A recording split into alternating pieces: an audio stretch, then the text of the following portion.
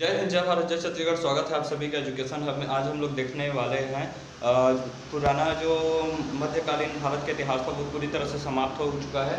आज हम लोग यहाँ पर से कल से ही शुरू कर चुके हैं। वैसे तो छोटे छोटे साम्राज्य, जो छोटे छोटे राज्य थे, प्रमुख राज्य, उनके बारे में देख रहे थे। ठीक है, तो हैदराबाद को देख चुके थे। ठीक है, कर्नाटक को आज हम लोग देखेंगे। कर्नाटक को देखेंगे, उसके बाद मैसूर देखेंगे और पंजाब को देखेंगे। पंजाब को थोड़ा सा हिस्सा बच जाएगा, उसे हम लोग कल देखेंगे। देखिए, यहाँ से जो है पूरी तरह से आधुनिक भारत का इतिहास के रूप में हम लोग इसे पढ़ेंगे। ठीक है, कर्नाटक जो है, इसकी स्थापना जो है साधु तुलना ने किया था। ठीक है, साधु तुलना ने किया था। इसके कर्नाटक पर अधिकार हेतु फ्रांस और जो अंग्रेज थे, ठीक है, फ्रांस और इंग्लैंड, ये दोनों झगड़ पड़े, यानी कि फ्रांसीसी व अंग्रेज दोनों ही लड़ पड़े। इसके वजह से प्रथम आंग्ल कर्नाटक युद्ध हुआ। ठीक है, आंग्ल कर्नाटक युद्ध यह कहलाया 1746 से 48 में हुआ। इसका प्रमुख कारण यह था कि ऑस्ट्रिया यूरोप का एक देश है। ठीक है, ऑस्ट्रेलिया वाला नहीं, ऑस्ट्रिया है। ठीक है, ऑस्ट्रिया जो है उस पे अधिकार को लेकर फ्रांस और जो है इंग्लैंड, इन दोनों की कंपनियां जो भारत में थी वो भारत में लड़ पड़ी। अरे लड़ना है भाई तो यूरोप में लड़ते, भारत में आकर ये लोग लड़ने लगे। ऐसे तो हरामी ये यूरोप वासी थे। ठीक है, और देखिए ऑस्ट्रिया का जो है उत्तराधिकार का युद्ध, ये उत्तराधिकार का युद्ध जो है एला सापा की संधि पर जाकर खत्म हुआ। लेकिन द्वितीय आंग्ल कर्नाटक युद्ध फिर से हो गया। ये 1749 से 1754 में हुआ। जस्ट अगले ही साल 48 में खत्म हुआ, 46 से 48 तक, 49 से 54 तक फिर से शुरू। इसका कारण था फ्रांसीसी गवर्नर था डुप्ले। ठीक है, डुप्ले जो था वो बहुत ही महत्वाकांक्षी था। यह इस पर मतलब कर्नाटक पर अधिकार करना चाहता था, जिसकी वजह से अंग्रेजों पर इसने आक्रमण कर दिया। भारत में ना, भारत में स्थित अंग्रेजों पर इसने आक्रमण कर दिया। लेकिन पौंडीचेरी की जो संधि हुई उसके तहत यह युद्ध समाप्त हुआ और तृतीय आंग्ल कर्नाटक युद्ध 1763 में शुरू हो गया, जो कि इसका कारण था यूरोप का 7 वर्षीय युद्ध। 7 वर्षीय युद्ध जो है वह ऐतिहासिक रूप से यूरोप में चला था, वह इसका प्रमुख कारण था। इंग्लैंड और फ्रांस के बीच ये मुख्य रूप से हुआ और भारत की सरजमी पर हुआ। 1760 में जो है वांडीवास के युद्ध, मतलब संधि के बाद, वांडीवास की संधि के पश्चात यह तृतीय जो है आंग्ल कर्नाटक युद्ध यह समाप्त हुआ। ठीक है, अंग्रेजों ने फ्रांसीसियों को इसमें बुरी तरह से हरा दिया। ठीक है, फ्रांसीसी जो है भारत से पूरी तरह से, मतलब फ्रांसीसियों की सत्ता जो है उखाड़ फेंकी थी, पूर्णतः समाप्त हो गया था। 1763 में फिर फ्रांस की राजधानी पेरिस में बैठे और संधि की। इसके तहत जो चंद्रनगर और पांडिचेरी है, ये दोनों इलाका जो है वो अधिकांश क्षेत्र, पांडिचेरी का अधिकांश क्षेत्र और चंद्रनगर का अधिकांश क्षेत्र जो है वह फ्रांस ने ले लिया। ठीक है, और जो छोटा मोटा शेष भाग था वह किसने रखा, वह इंग्लैंड ने रखा। ठीक है, यह था पेरिस की संधि। फ्रांस मतलब जो पौंडीचेरी है, पौंडीचेरी की जो स्थापना है वह फ्रांसिस मार्टिन ने की थी, फ्रांसिस मार्टिन ने। अगला देखते हैं मैसूर सिटी। ठीक है, मैसूर जो है उस राज्य के बारे में देखते हैं। मैसूर राज्य प्रिंसली स्टेट था उस समय, जो हमारा कर्नाटक है अभी, वही वाला।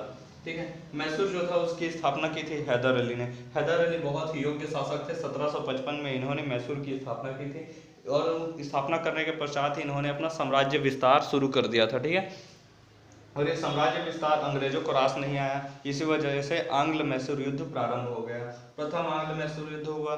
ठीक है, कुल 4 बार आंग्ल मैसूर युद्ध हुआ है। ठीक है, 1766 से 67 से लेकर 69 में हैदर अली और अंग्रेजों के बीच बढ़ते प्रभाव को जो है दबाने के लिए यह युद्ध लड़ा गया था। और इस युद्ध में क्षमा कीजिएगा, देखिए हैदर अली अंग्रेजों के बढ़ते हुए प्रभाव को रोकने के लिए, दबाने के लिए हैदर अली ने इस युद्ध को किया था। ठीक है, प्रथम आंग्ल मैसूर युद्ध। और हैदर अली इस युद्ध में पूरी तरह से विजयी भी रहा था। ठीक है, और मद्रास की संधि हुई। मद्रास की संधि से ये युद्ध समाप्त हुआ। सारी शर्तें जो थी वह हैदर अली ने तय की थी। अब अपने कंफर्ट के हिसाब से हैदर अली ने तय की थी और इसी वजह से द्वितीय कर्नाटक युद्ध ये छूट गया। द्वितीय मतलब आंग्ल मैसूर युद्ध छिड़ गया।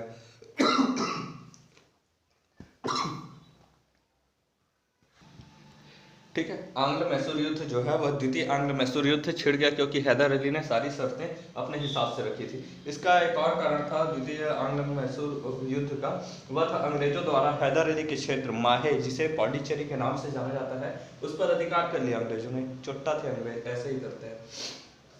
ठीक है, युद्ध में हैदर अली जो है उनकी मृत्यु हो गई। ठीक है, युद्ध के मैदान में। और उसके जो पुत्र थे उनके, Tipu Sultan, the great sword of Tipu Sultan, ठीक है, टीपू सुल्तान जो थे इन्होंने युद्ध को आगे बढ़ाया। बिना किसी निर्णय के मंगलौ की संधि पर यह युद्ध पूरी तरह से समाप्त हो गया। उसके बाद तृतीय आंग्ल मैसूर युद्ध शुरू हो गया। 1790 से 1792 तक चला। टीपू सुल्तान इस युद्ध में लड़े और पराजित हो गया, ठीक है, दुर्भाग्यवश। श्रीरंगपट्टनम की संधि हुई और इसके तहत जो है चतुर्थ फिर आंग्ल मैसूर युद्ध शुरू हो गया 1799 में, काफ़ी समय बाद हुआ, ठीक है। 92 के बाद 7 वर्षों तक शांत थे, लेकिन फिर से गर्मागर्मी हुई और युद्ध शुरू हो गया। टीपू सुल्तान लड़े, ठीक है, और इस युद्ध में चतुर्थ आंग्ल मैसूर युद्ध में टीपू सुल्तान जी की मृत्यु हो गई। मैसूर के क्षेत्रफल पूरी तरह से अंग्रेजों का अधिकार इस समय हो गया था, ठीक है। टीपू सुल्तान ने जो है फ्रांस के सहयोग में अपने जीवन काल में फ्रांस के सहयोग से नौसेना गठित की थी। अंग्रेजों से युद्ध कर रहा था तो फ्रांस तो जरूर साथ देगा, क्योंकि फ्रांस को अंग्रेजों ने खदेड़ दिया था, ठीक है।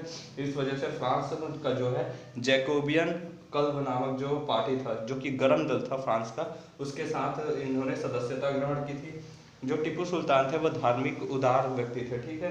ये इन्होंने शंकराचार्य जी द्वारा बनाए गए जो मठ था सिंगेर मठ, ठीक है, सिंगेर मठ की पुनर्स्थापना की थी, जो कि मैसूर में स्थित है, ठीक है। इन्होंने अपनी अंगूठी पर राम जी का नाम अंकित करवाया था। इनकी अंगूठी पर राम लिखा हुआ था, ठीक है। इनका तोपा का आकार जो था, तोपों का आकार वो शेर की तरह था। इनका कहना था टीपू सुल्तान का जी का कि 100 दिन के गिदड़ की तरह जीवन जीने से बेहतर है, कहीं ज़्यादा बेहतर है एक दिन के लिए शेर की जीवन जीना, ठीक है, शेर की तरह जीवन जीना। अगला देखते हैं पंजाब राज्य, ठीक है, मैसूर खत्म हो गया, पंजाब राज्य को देखते हैं। पंजाब राज्य की जो स्थापना है उसे सुकर चकिया मिसल के, यानी कि जो इस सिख धर्म है उसके मानने वाले सुकर चकिया मिसल जो था उसके मानने वाले राजा रणजीत सिंह ने किया था, ठीक है। राजा रणजीत सिंह ने 1795 से 99 तक अफगान शासक जो है उस समय अहमद शाह अब्दाली, उसका पौत्र जमान शाह प्रथम जो है उसने पश्चिमोत्तर भारत पर आक्रमण कर दिया, ठीक है। पश्चिमोत्तर भारत पर आक्रमण किया तो इसके कुछ तोप जो है वो चिनाब नदी पर जाकर गिर गए। चिनाब नदी पर जो तोप गिरे थे उसे राजा रणजीत सिंह ने वापस दिया, और इस चीज़ से खुश होकर जो जमान शाह है वह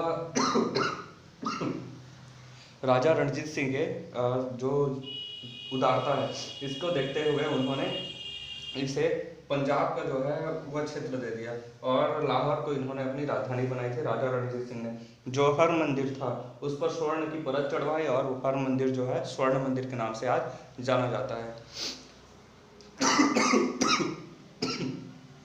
तबीयत खराब है इसलिए हो रहा है, क्षमा कीजिएगा, ठीक है।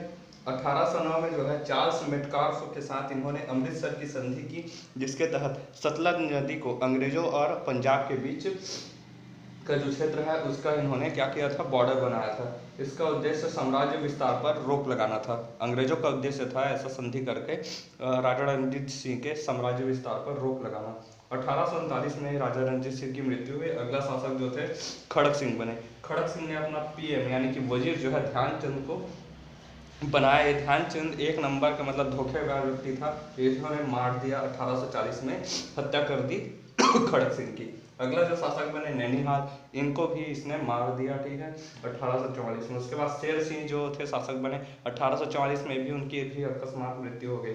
फिर दिलीप सिंह जो थे वो छोटे थे, वो दिलीप सिंह जो थे रणजीत सिंह के बेटे थे, वो अल्पायु थे और अल्पायु में ही वो शासक बने। इनके टाइम पर 2 युद्ध लड़े गए थे अंग्रेजों के साथ युद्ध, और कौन कौन से युद्ध थे ये देखेंगे हम लोग नेक्स्ट क्लास में। तब तक के लिए जय हिंद।